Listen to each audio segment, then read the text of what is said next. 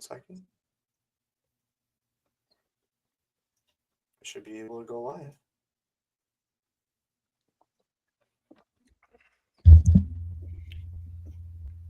All right, what's going on, everybody? Welcome. We have a very special guest here today with me, Mr. Dean Powery, managing partner of SafePoint GPS, and my right-hand man, Mr. Sandy Sarami, the solutionist, co-founder and founder of the 7 Pillars, 3-Step Selling and Academy 365. And today, folks, if you're joining us, this is going to be for our automotive professionals out there, the dealer decision makers, the general managers, selling professionals, anybody automotive is welcome to listen to this. And we're going to be really diving into CarPlay versus the car platform, right? And who really owns the driver experience? Because we're seeing right now, recently what just came up in the news is OEMs are moving pretty quickly, at least some of them, moving towards a native user interface and experience. You have Carplay and Android Auto going from that to a native software-defined vehicle, specifically General Motors, who's going to be using the Google platform as their operating software, if you will, but really making it General Motors specific. You have Ford that is still using CarPlay, but not bought into what's called CarPlay Ultra, and that's going to be releasing pretty soon and is actually available with Porsche at the moment. You have companies like Tesla and Rivian who have been doing this for years already with their own native platforms. But really the big question here today that we're going to unpack is who really owns the driver experience? Is it the automaker or is it the tech companies that really provide these user interfaces? And I have 2 expert guests here with me who are going to help us unpack that. So first of all, welcome, gentlemen. What's happening, guys? Good to see you. It's good to be seen. So I want to just start off with a kickoff question for both of you guys. What do you think is really driving the shift from CarPlay to these native OEM systems? And really, why is it happening now, do you think? Why hasn't it happened in the past? So whoever wants to kick that off, I'd love to hear some thoughts. Dean, Sandy, I'll let you go. Yeah, sure. I'm not shy. I'll hop in. I think at the end of the, go ahead, Sandy. No, you go. Go ahead. I was just saying, I think at the end of the day, the OEMs, the dealers, the drivers, everybody realizes that it's a data world. And the more you aggregate and own the data, the more you own the relationship. And the relationship translates into dollars down the line. If you do right by the relationship, the intention is, I do right, I provide you a service that creates value for you. The next time you need what it is that I offer, you're going to buy it from me. And I think owning that data helps create some of the behaviors and shape the retention part of what we're talking about. But I guess the question we're going to jump into today, are we talking about retaining them back to the brand, to the OEM? Or are we talking about retaining them to the dealer? Right. And I love how you teed it up. Who owns that driver experience, the dealer or the OEM? Or does the driver actually own their own experience? And we're just all competing for the runner-up to Miss America to make sure that we do right by that. True. Great point. Sandy? I would echo the sentiment. I don't believe this is even about data ownership. I believe it's about, quite honestly, a strategy to control the data, right? Because I think that it has not been clearly defined as far as I know, who quote unquote owns the data. This battle has raged between the OEMs, the DMS providers, the dealers, dealer vendor partners. I mean, everybody has laid claim to the quote unquote ownership of data. I think this play is very strategic on both the part of General Motors and on the part of, quite honestly, Google, okay? Because the architecture they're going to build this native software on is the Gemini AI platform, right? And so what that does, I believe, perfectly positions Google to still have access to, primary level access to, all of the driver behavioral data, okay, and all of the driving data as it relates to the vehicle, along with General Motors. So it's like they've formed this partnership of convenience / inconvenience to make certain that they are both the big winners. I think it edges Apple out in this regard because they lose access to a lot of that data. Look, both Apple and Google are subjected to some of the firewall blocks that the OEMs put up, et cetera, all the opt-in requirements, et cetera. I think this takes, at least in the case of GM and Google, the firewall blocks away and the opt-in piece away because it's native to the vehicle itself. Yeah, that totally makes sense. And really it just becomes a question of, again, there is the data play, right? But is it control and monetization? Because we're going to talk a little bit about subscription models here too, as well, and how that ties into all this for the OEM, for the actual users, the drivers, and then for the dealers and how they position that. But like Dean, I'm curious, based on what Sandy said, like, do you see this as more of an integration and innovation, or more of a control and monetization play, or maybe both? It's interesting. My background is really a media background before automotive telematics.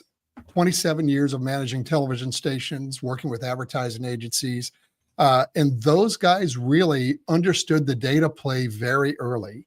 If I know what you do, when you do it, and where you do it, I can send the right advertising to you to influence buying decisions, which is what it's about at the end of the day.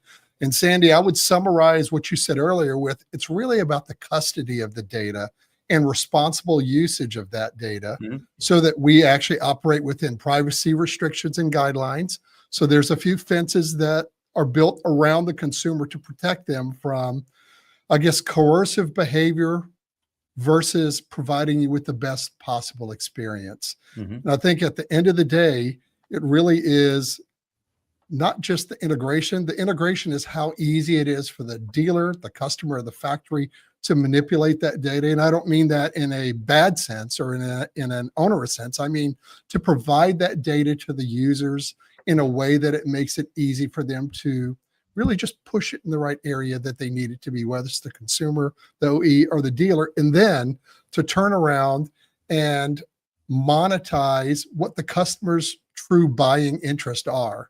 And I think everyone wins in that. That's what the advertising guys say, at least. Well, I might make the argument, Dean. I think you may jump onto the bandwagon here. I would make the argument that I don't know that the dealers necessarily end up a big winner in a scenario like this, right? Because again, you talked about custody. I just think it's beyond custody; it's control, right? It's how are you able to control and manipulate that data and leverage it so that you can benefit, at the maximum level. And the OEMs have figured this piece of it out, right? Or at least General Motors has in their perspective. I don't know that this is in the best interest of the consumer. I gotta be honest with you. I look at it as a Trojan horse of convenience with the interest of control over the behavioral data that they're going to end up cultivating and leveraging.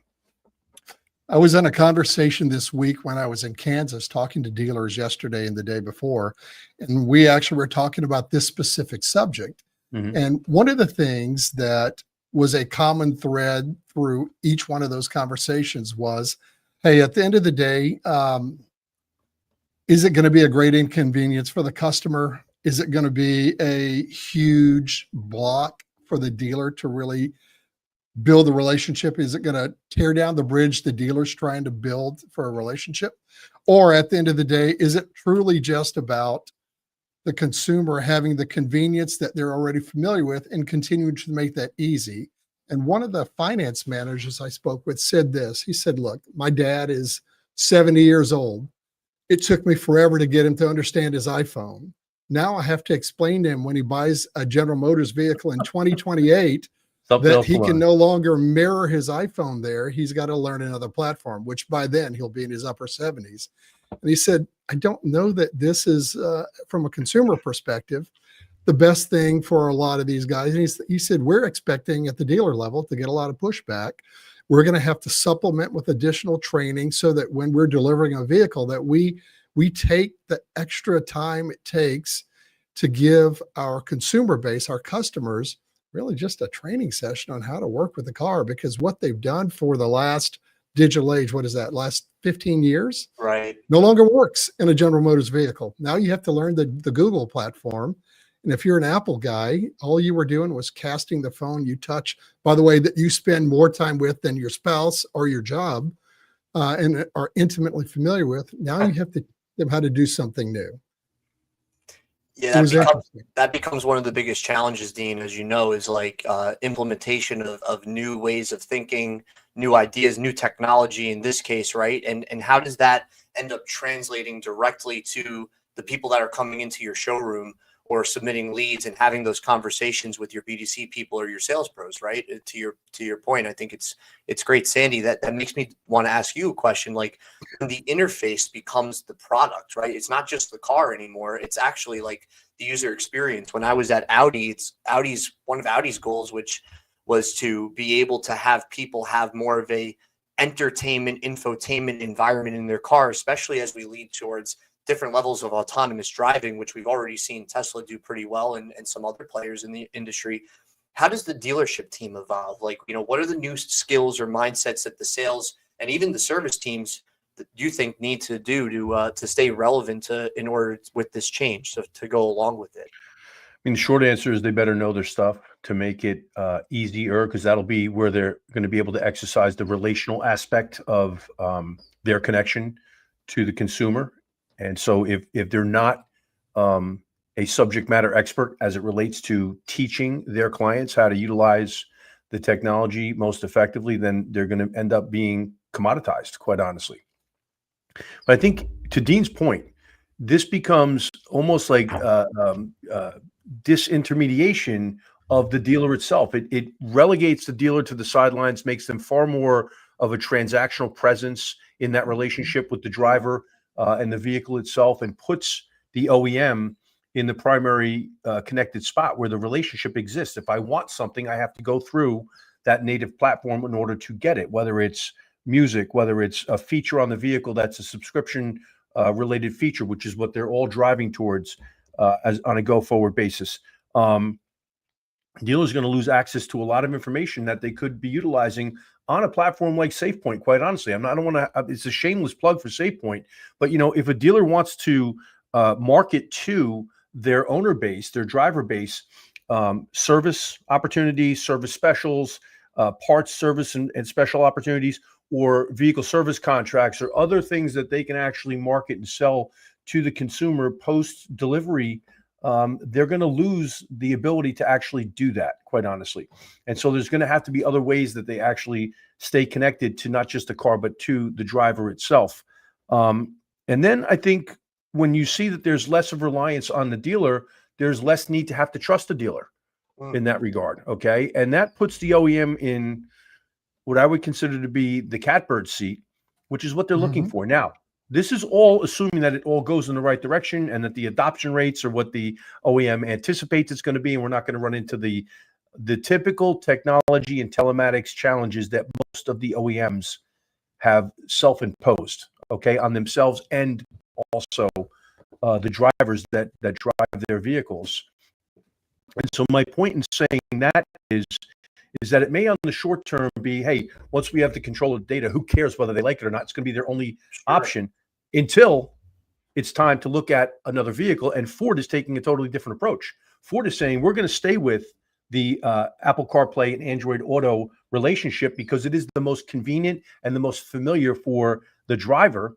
And then we're going to work towards leveraging those relationships a bit more effectively to deliver perhaps what the consumer or the driver is really looking for. This is a major gamble, in my opinion, on the part of General Motors. I don't have a lot of confidence, but I am a bit biased, as you guys know, when it comes to GM's decision making. Yeah, I totally understand that. And the other thing too is like one thing we're going to dive into is like maybe even a hybrid model. Like some, I think about this, how this kind of correlates to ICE vehicles versus battery electric vehicles, right? Like this massive jump towards EV, and the real winner that got it right was, I believe, Toyota, because they never made that full commitment, right? They continued down the path with their hybrid vehicles and still offered both options. So maybe the winner of this conversation is going to be the one that offers both, because the consumer, which we always talk about, helping them make the best decision possible for them, is allowed to now say, hey, if I want to use CarPlay, I still have that option. But actually, you know what? I happen to love General Motors user interface, and I use that as well. So it really just depends. Dean, in regards to like all this, like how is SafePoint GPS in the middle of this evolution? You know, because what you guys do with the connected car service is absolutely fascinating to me in terms of how it helps dealers and really how it helps dealer clients stay connected to their vehicle, whether they purchase new or used. So like, how do you see connected car solutions like yours help dealers stay relevant as the OEM builds native systems, or how do they integrate essentially? Well, before I talk shamelessly about myself, enough about me. What do you think about me, right? I'm not going to ignore that question, but let me say one thing to what Sandy was saying earlier. Sure. All of what we're talking about is subscription-based programming, correct? Yes. We look at that. I have YouTube TV. Guess who likes to watch football and college game day and all this stuff on the weekend? Guess who's having a tiff with ABC? 100%. It's YouTube TV. So last weekend, I turned on YouTube TV, thought I was going to ESPN to see what college game day was going to, but at the end of the day, I couldn't find the programming I want. So by committing to Google across the entire General Motors platform, if you have favorite native apps and Google is having a share, a write, a rev share, a disagreement, a I don't like you anymore moment with one of your favorite apps that's on the platform today, and they decide not that you don't want it, that they don't want it, it's not an option for you anymore. That is a significant interruption of consumer preferred programming when the provider of the technology can just box it out like that because they feel like it. Right. That's a risk. I 100% agree with that. That point is perhaps the $1 million point, right? It's the thing that people aren't thinking about. And I said to you before that once they have control, it's like, we don't care. We got control. They're not going to care until they have to care. Okay. The consumer's not going to care until they have to care. And those will be the bellwether moments, quite honestly. How about this, gents? Like, things that are only functioning on the Apple platform. Okay. Sure. And now they've got there are yet to be determined challenges that are going to arise and surface as a result of this decision. As I said before, and I'm going to reiterate it with all due respect, as they say, to the folks at GM, I think this is a giant miscalculation on their part. I might end up being wrong. I wasn't wrong about, the whole EV deal, because to your point before, Ron, they all have Tesla envy in this regard. That Tesla owned and dominated that EV space. Okay. And what do they love about it? Well, they love the fact that there was no dealer involved. Direct to consumer model. Does that sound somewhat familiar to what we're looking at here? Dealer gets kind of marginalized to the point of disassociation as it relates to the data play and the driver data and behavioral analytics. But, the reason why Tesla was able to survive without having an Android Auto and Apple Carplay deal is because their native deal was built in from the giddy up. It was designed to deliver that kind of an experience, and it was central to the entire driver experience. That's not the case here.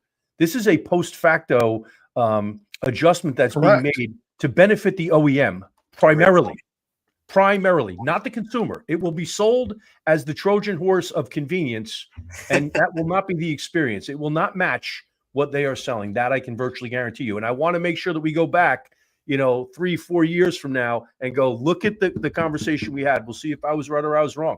As they say, I may be wrong. I am not in doubt, to quote the great Bob Lutz. Okay, that's right. And look, to that I will say a Sandyism, a foot stomp and amen to that, because I think you're right on. I think this is truly about the relationship. And Ron, you asked me about stickiness that SafePoint creates between the consumer and the dealer. The reason SafePoint as a telematics system, not an infotainment system, just to draw the contrast between the two, we provide dealers with vehicle health and safety information to allow them. We provide dealers and consumers with vehicle health and safety information to allow them to manage their experience and to curate it with the alerts and notifications that matter to them the most. In English, that means, hey, if you want something from your car, tell it what you want. When that happens, it will let you know. You can turn the alerts on, you can turn them off, but from the dealer to the consumer, the dealer is viewed in our platform as a partner to the customer. the vehicle owner. So if I need something, I'll give you for instance here. My daughter has a Honda CRV. It threw a code. I got the code on my SafePoint app. Now my daughter has no idea other than a yellow light. Dad, I got the daddy call. Daddy, I've got a yellow light, and you guys, you guys know, you know what that's like. So my sweet little baby, I said, okay, hang on one second. I pulled up SafePoint. I looked at the code because I can obviously see the back end of that. And I said, hey, it said this. Turns out it was just an oxygen sensor. And I said, look, just take it to the dealer. We can make that happen.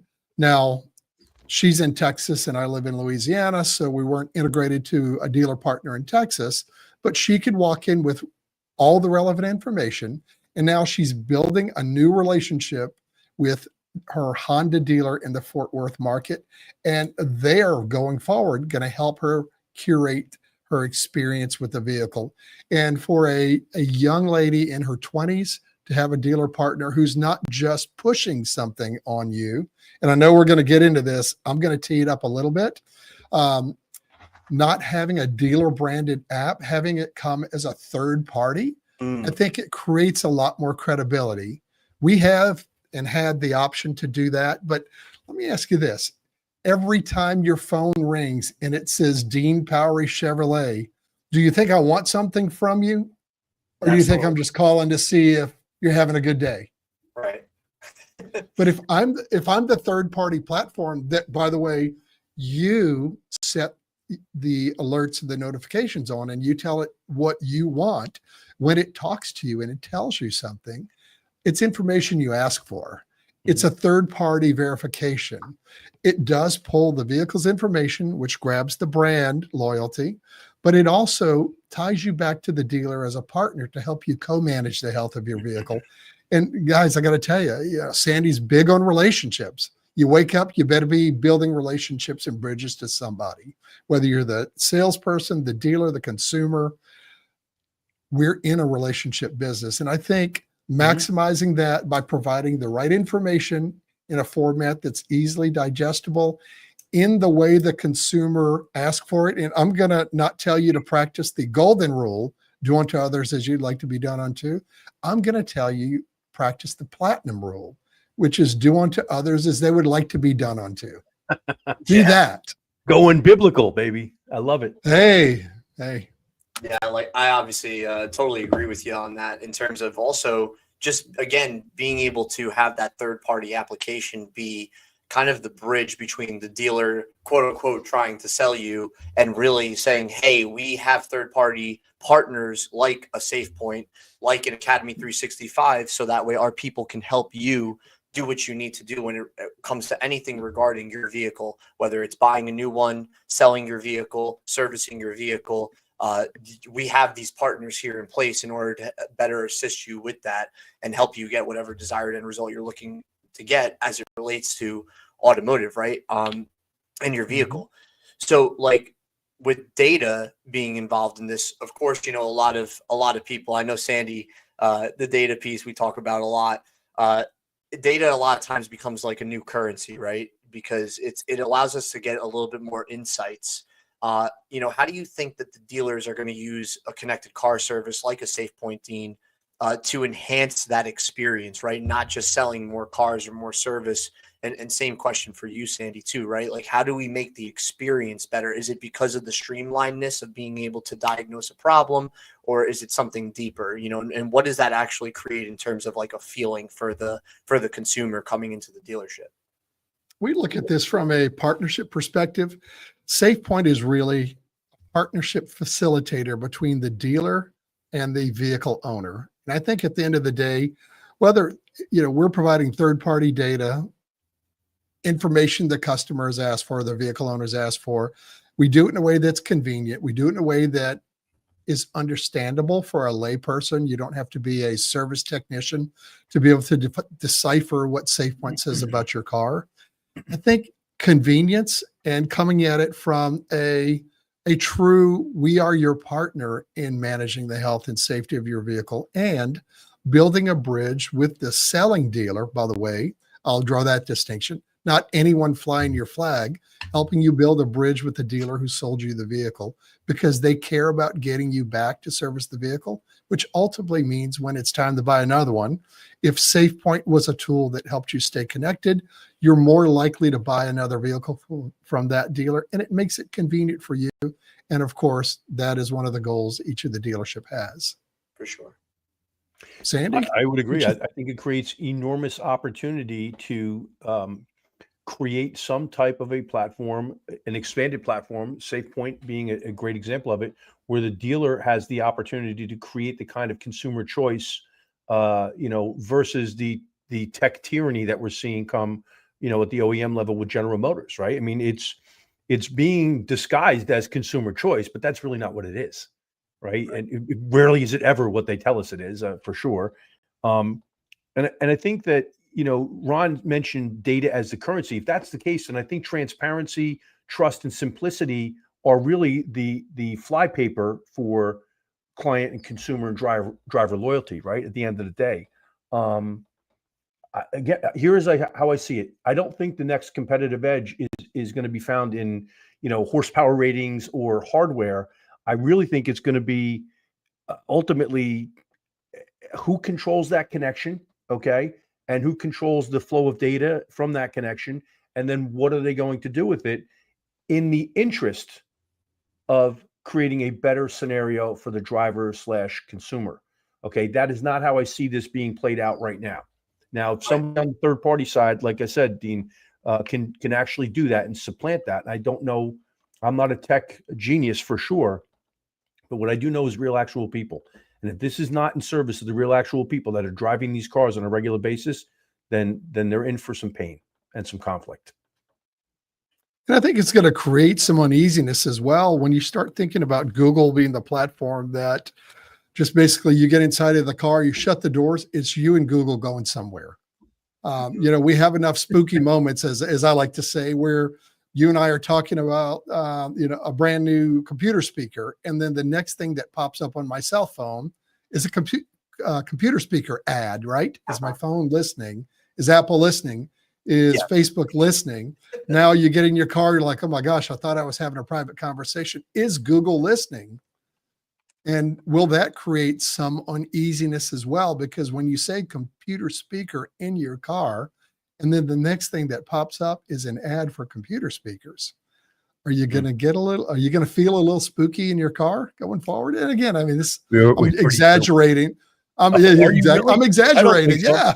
I don't know, my man. I mean, I think many people out there have had that experience where they've been talking about something, the next day it pops up on their social media feed as an ad. But I think that as a longtime advertising person, I was just going to say that is the way it works. I mean, collecting as much information from every available source as that we can get our hands on allows us to put the advertising you're most likely to respond to you in front of you, which is a gentle way of saying we've got sheepdogs and we try to get the sheep in the right pens, in the pens they prefer to be in, but we are gently steering them in that direction versus forcing them.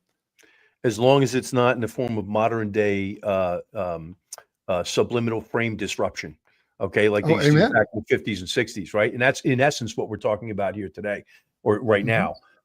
I would say, if it was in service of the real actual people, I would be 100% for it. And I would say, okay, I don't have my spidey senses up where my skepticism and cynicism kicks in and takes over. But the truth of the matter is I think this is really designed for the corporate ecosystem at General Motors and not for the consumer. And I think it really runs the risk of a massive backfire. Just imagine, if you will, that you've got 3 or 4 different makes in your driveway. Okay. And each one of them gives you a different experience when you get into the car because they all have a native platform to their OEM brand. And it's like, that's not what people are looking for. That really isn't what people are looking for. And now you get into this game of whose is going to be better. And maybe they want that. Maybe maybe somebody turns around and partners with Amazon. I mean, we haven't even talked about Amazon and their impact on automotive, but so maybe somebody turns around and partners with Amazon, and Amazon comes out with a partnership with one of the other OEMs. And now we've got this whole colossal intergalactic battle between all the OEMs and all the technology providers, and who gets crushed in the process? The Titans are choice. fighting. Absolutely. Absolutely. Titans are Consumer fighting. choice Yeah. gets cast to the side because it's now this gigantic battle for the data control. Well, on that point, Sandy, like you just made me think about like early 2000s prior to the iPhone. You had BlackBerry, you had Nokia, you had these other major players. I had the Kyocera smartphone, buddy, back in the 90s, literally. But that's my point, right? Like they were all competing, Clash of the Titans of like who's going to get everybody's attention when it comes to the phone. And because of Apple and their why, obviously, and we talk about that so much in our own coaching, Sandy, with the why piece with Simon Sinek, they were able to, again, get everybody on board moving towards Apple products and buying a phone from a computer company. So, you see this kind of happening with, we have automotive companies, OEMs, who are becoming or trying to become technology companies. And I think that the one that Apple-fies themselves, I guess maybe ends up becoming the winner. And maybe that starts with the hybrid model. Maybe one of the OEMs is going to come out with a way of saying, hey, you want to use Toyota? Like you have the Audi app. You could use an Audi app. You could also use Apple CarPlay and Android Auto. Correct. But app is different than an But that's not the game that's being played here, Ron. Right. To your point, the game here is no choice. Which is driven by revenue. It's a revenue share opportunity. And so they're not going to dilute that. And look, Sandy, you brought up the multiple vehicles, different franchise vehicles in the driveway. I know you, Ron, and me all travel, multiple times per month. If I get a rental vehicle, a fleet vehicle from Enterprise, Avis, pick one. And today I'm in a Kia, but tomorrow I'm in a GMC Terrain. And now I can't use my Apple CarPlay, which is what I'm used to. And so now I've got to sit there and do my 10-minute tutorial on how does the Google environment work in this Terrain versus the Kia I was in yesterday that just mirrored the phone that I spend more time with than my family 100%. and in my office. 100%. Correct? Could not agree more. As I say to you, this is being, disguised as consumer convenience, eliminating consumer choice through tech tyranny. Period. End of story. The other piece of it for me is Ron, it was a technology battle back in the 2000s, right? When the .com, first started. It was technology for these cell phones, right? It's now no longer a technology play. This is a battle for control over data. They don't even care about the quote unquote ownership. That battle will rage on forever because everybody can make a reasonable argument in terms of who owns the data. Where they're going to bypass the whole data, ownership conversation and battle altogether is just by controlling it. Who's got that primary connection, right? And Dean, this conversation for you and I goes back a year and a half. Okay, when I first coined the term the connected car dilemma, which you very intelligently converted into the podcast, which makes all the sense in the world. By the way, shameless plug for Dean's podcast. Thank you. It creates a dilemma. It creates a dilemma for everybody that's associated with it. And this is just a shot that's been fired by General Motors because they can. Okay. They can until they can't. Right. And you know what? At the very end of the day, and thank you for the podcast plug, but the premise of that is the OE and the dealer are locked in a battle for the relationship with the consumer. Who has the most tools to win that battle? And at the end of the day, the process that's been put in place by the OE, by the way, the last thing you do after you spend as a dealer your time and your treasure to cultivate customers, the time to get them financed, the time to deliver a vehicle for them, as the customer, as you hand over the keys and say, have a nice life, enjoy your vehicle, the last thing you do, you reach up and you push the OnStar button, connect them back with who? With the factory. Back with the factory. So now when they're due for something, what does OnStar do for you? It says, oh, by the way, you've got a XYZ you need to get fixed. Here's your selling dealer, but here's 2 or 3 other dealers in this area who would be happy to do that, which subverts the reason that you spent your time and treasure to cultivate a relationship because you're trying as a dealer not to build a dealership based on transaction only. You Yeah. want to be the guy that feels like you're their automotive family, not the guy shucking and jiving on the street corner that goes, opens the jacket. I've got cars on this side, car, pick one. You know, how many watches do you want? Exactly. You don't want to be that dealer, because at the end of the day, No. I think that dealer will get squeezed out over time as we move forward with the more data-driven environment. There'll always be a place for someone looking for the cheapest price, I think. But I think as far as exponential growth, I think that gets back to, how do you service that relationship with the customer?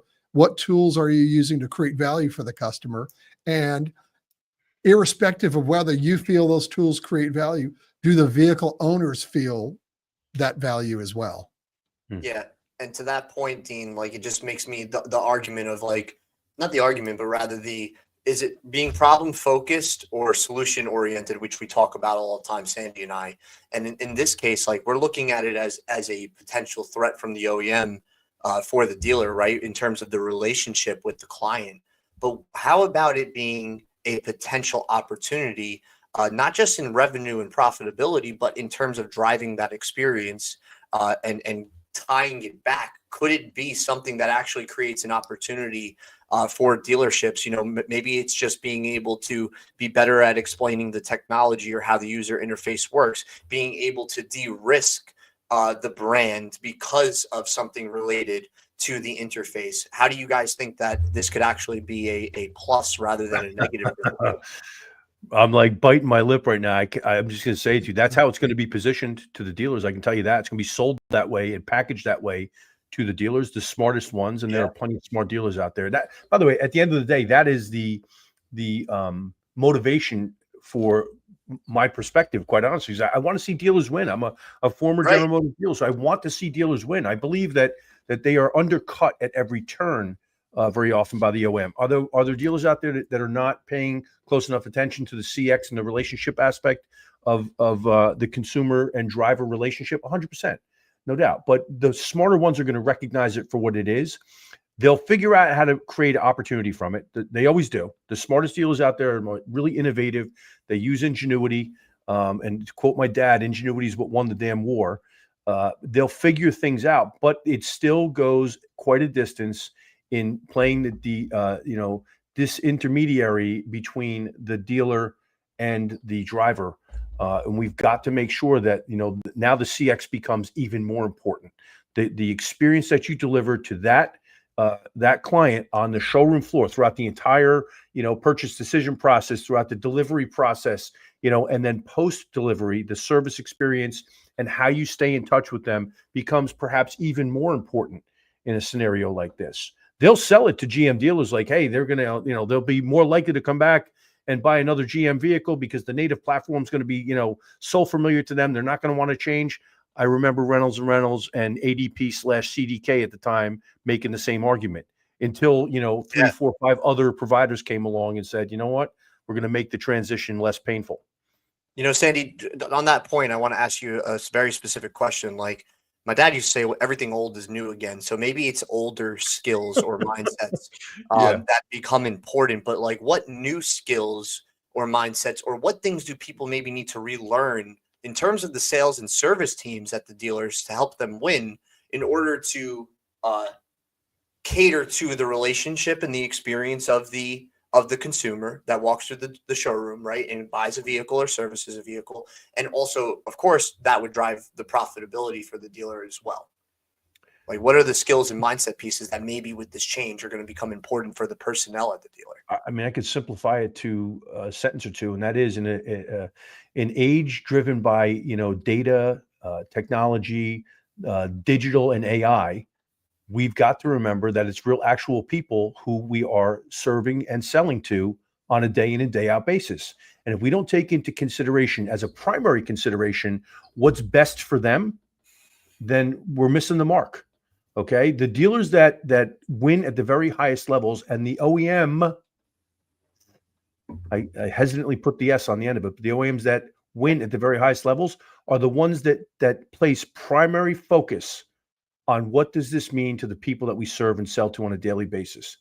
Okay. Right. I don't hear Toyota talking about something like this right now. Maybe they will. I don't know. but I suspect that they're going to have a much different approach than our folks out in Michigan at General Motors HQ. Sure thing. And just again, like I guess the skills and the mindset piece to kind of summarize what you said. So here's the skill. I'm going to give it to you right now. Yeah. Be a real human being. Yep. Treat your drivers like clients, not customers. Establish that relationship with them. Okay. Speak to them like they're a real, actual human being. And I'll go back to something Dean said at the very beginning. It's very simple. The golden rule: treat others as you wish to be treated. And I think, you stay that path, and you continue to invest in the relationship aspect of it, you're going to win. Yeah, and I think it has a lot to do with also setting the expectation up early on in the process, right? Like we talk about with three-step, being able to introduce the process that the client or the prospect is going to be going through when they either submit a lead or walk through the showroom doors. It's no different with a change in technology. It's just setting the expectation in the right way and being that trusted advisor, that trusted resource for your Pillar number client. three. Pillar number three, become the most trusted resource. When they walk in. Absolutely. Yep. I'm curious from both your standpoints too, as consumers as well. Like we also buy vehicles, right? So like, should we start budgeting for subscriptions on top of a car payment?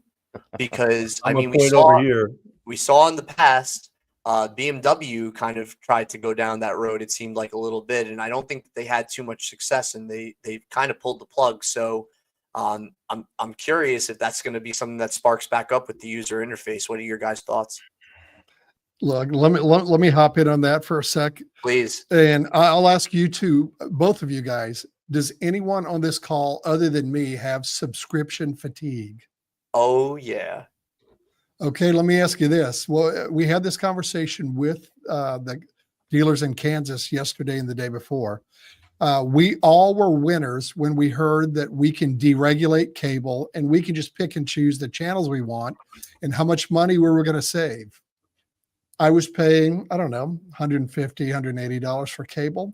Now I have 9 streaming services I pay for that are $350 a month. Did I win or did I lose? Yeah, we lost.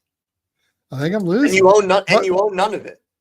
And I own none of it. And I was told, Sandy, you were talking about choice. I was told I was going to have choice.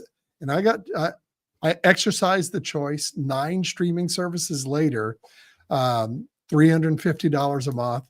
I think at the end of the day, if you make it easy, and again, I'll just use my product because I know this.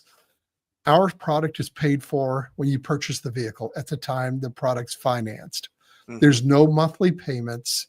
Again, do you want one more subscription following you to your doorstep?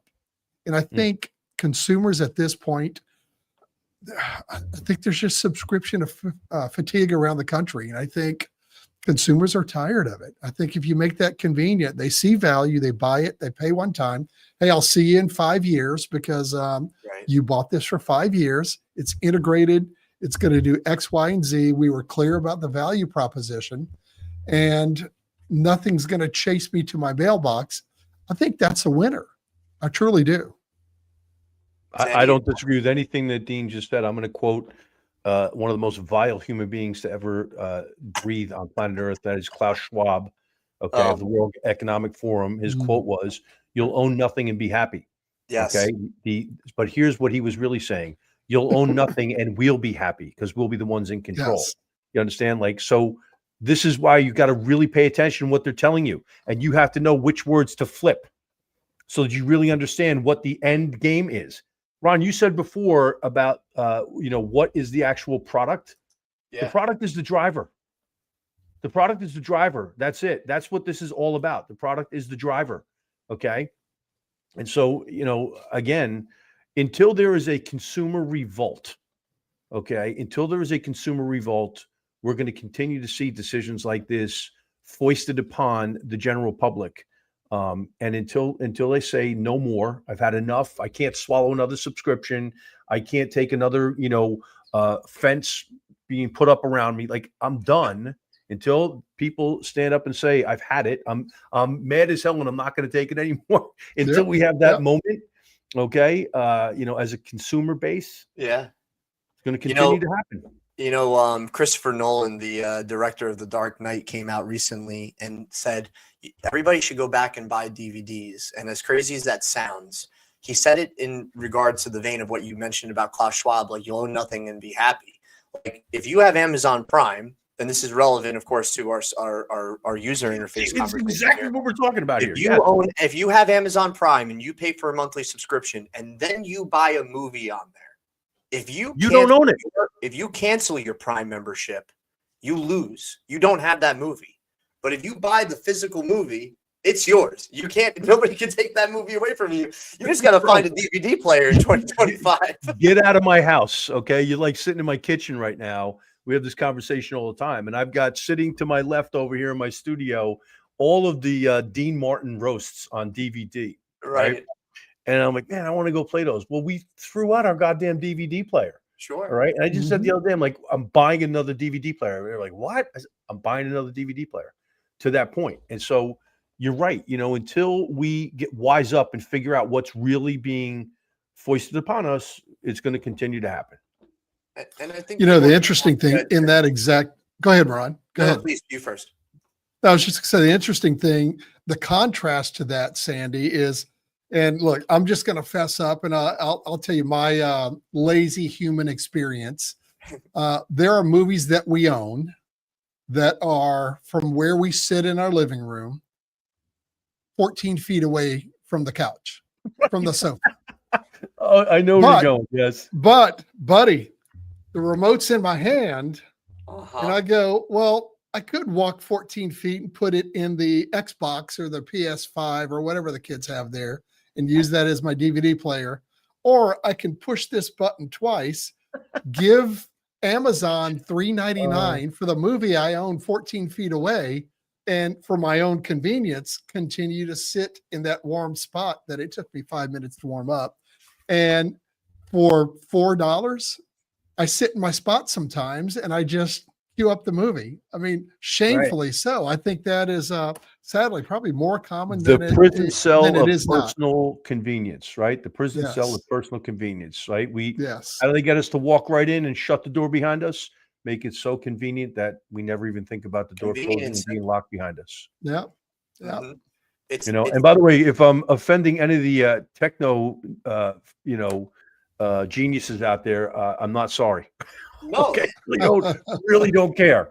Really don't care. I am for real, actual people. I am for dealers in the marketplace and all the people that serve under those rooftops. And I'm for the consumer. I'm for the real people in the world here. And that's why, maybe I'm a bit jaded. I'm sure there's quite a few people that my phone will be blowing up with a text message or a phone call saying, bro, you were a little bit harsh. Too bad. Yeah, I don't. Thanks for paying attention, right? Yeah, thanks for paying attention. And also, I don't even think it's necessarily too harsh, as it's more of like a warning signal to dealers who are listening and to the consumers out there to pay attention to these changes, right? Like, because these things are happening, and whether we like it or not, and we definitely are real, actual people, they're going to happen. So then how do we help real, actual people make the best decision possible for themselves and their businesses if you're a dealer owner or lead people inside of a dealership or a business, right?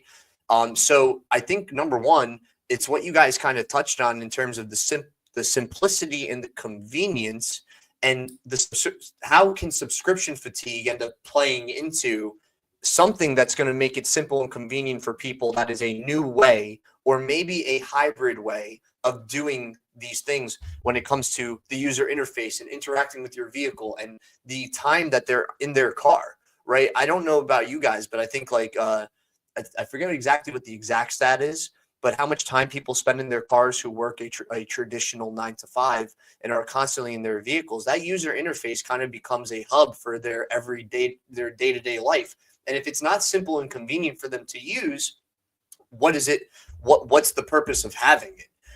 Or having an option. So I don't know about you guys, but do you think that maybe, again, a hybrid model is going to be what wins? Like, let's see what people want. Let's let them make that best decision for themselves. What's simple, what's convenient. And do you think that ends up being the winner in the short term versus like a completely dialed in user interface? Or do you think that that user interface, like a Tesla or a Rivian, when it's fully baked in and you're fully immersed in it, maybe you don't want anything else because of the time you spend in that vehicle every day, and you still associate to the dealer that you bought the vehicle from because of the people rather than the brand of the OEM? I mean, Dean, my take is that there's such incredible brand equity in spite of all the challenges that Tesla has faced, from the political nonsense that's gone on. But the Rivian folks are really hardcore Rivian people. Right. The Tesla folks are really hardcore Tesla folks.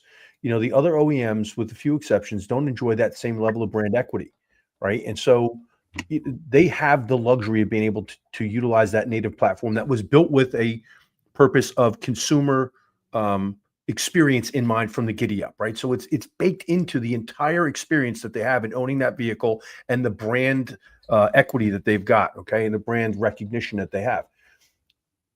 I would say this to you. I think time will tell, Ron, right? I don't know what the answer is. I can say this. This I do know. I can tell you, I've thought long and hard about it since I read the headline, and that is, if I was in a GM dealership, I know exactly how I'd be selling this.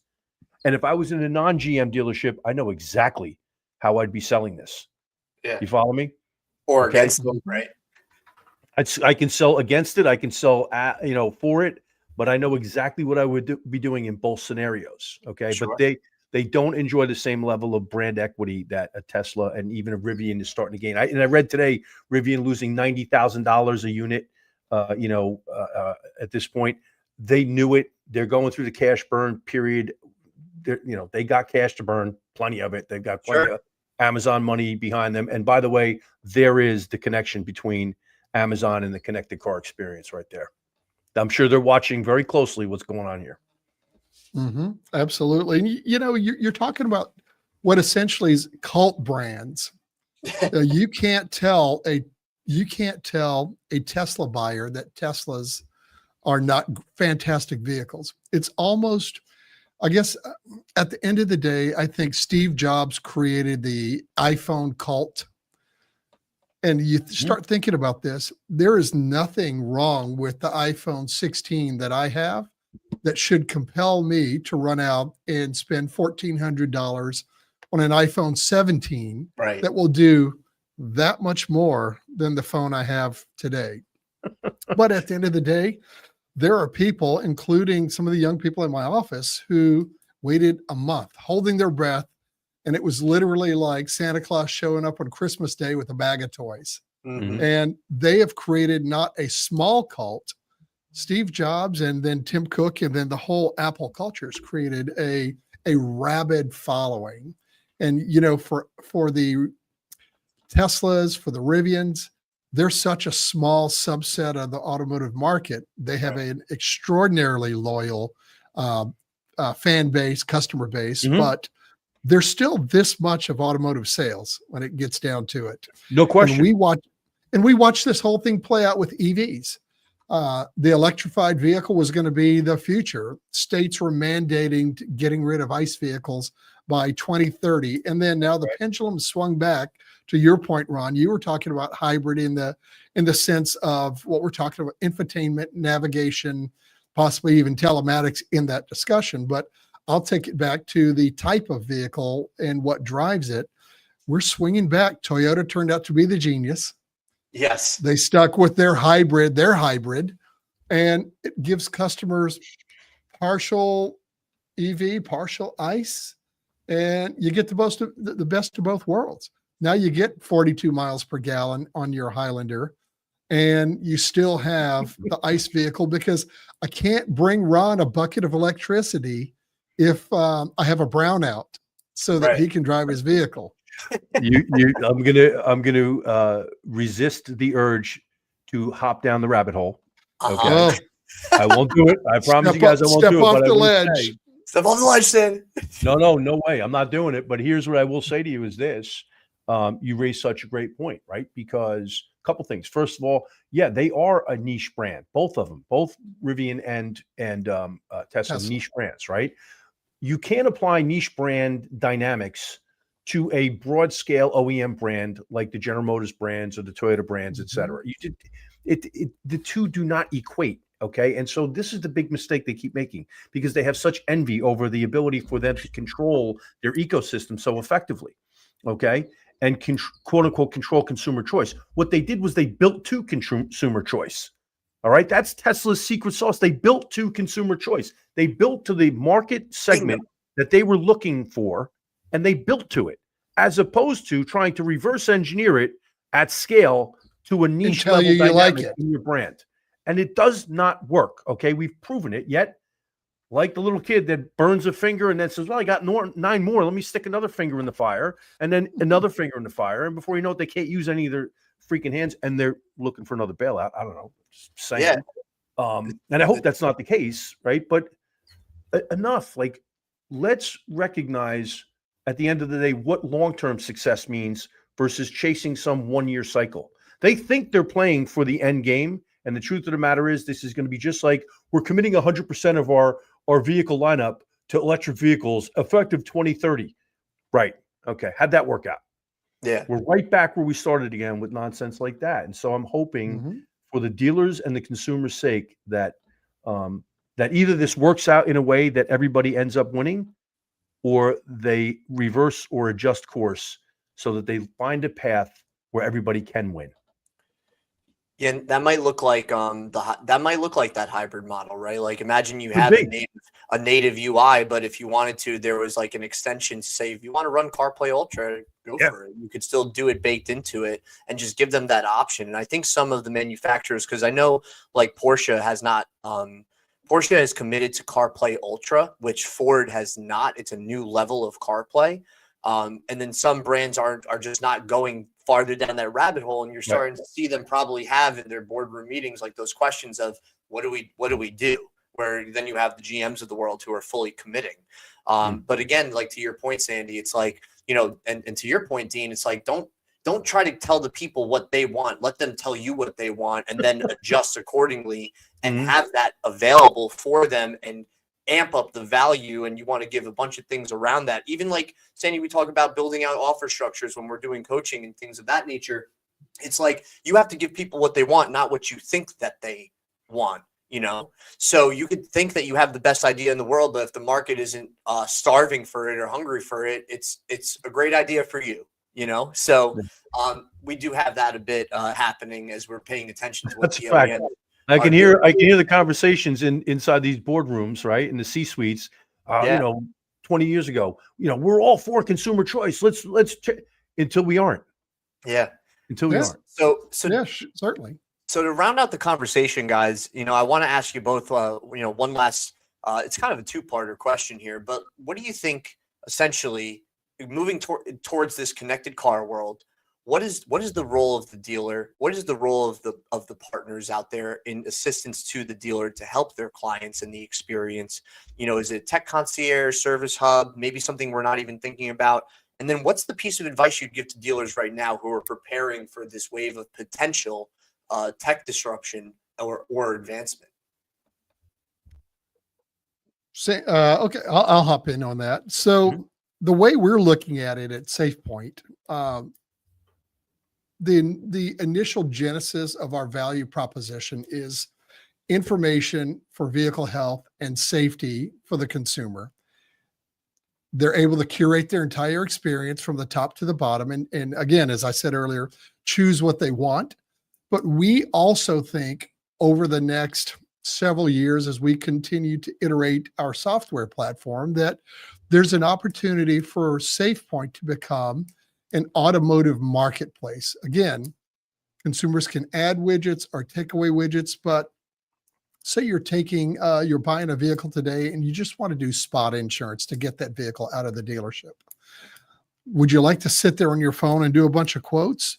Or if I have a widget on the marketplace section of SafePoint built into SafePoint, you can click and get 20 quotes immediately without having to leave the platform that actually allows your vehicle to communicate with you. Now, everything automotive that you may want is right there integrated into your app that really allows you to communicate with your vehicle. You don't have to jump in and out of that. And, we're going to focus group some of this to make sure that It's, as we've been talking about, it's what consumers want. What would you like to have in SafePoint? I mean, I could go to you today, Ron, and go, Ron, nobody makes better broccoli ice cream than I make. But at the end of the day, brother, it's still broccoli ice cream. Yeah. And just because I made it, it may be the best broccoli ice cream out there. But if you don't want a spoon and you don't want to put chocolate sauce on that, then why am I cheese sauce? I'm thinking cheese sauce, Dean. You know what? You are right, brother. You are right.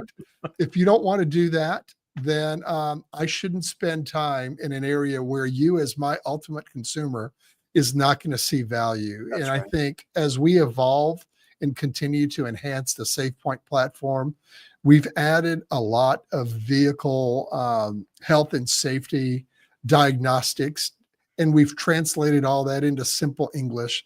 We pull all the recalls, all the things that make it easier to own your vehicle, we have already baked into the platform. So now we're asking ourselves the question Sandy said earlier, hey, what's next? We're going to be in our boardroom having those discussions, but we're going to have those discussions with consumers. We're going to have them with dealers. We're going to have them with fixed ops managers. We're going to have them with the sales side of the dealership as well. Hey, what are you hearing?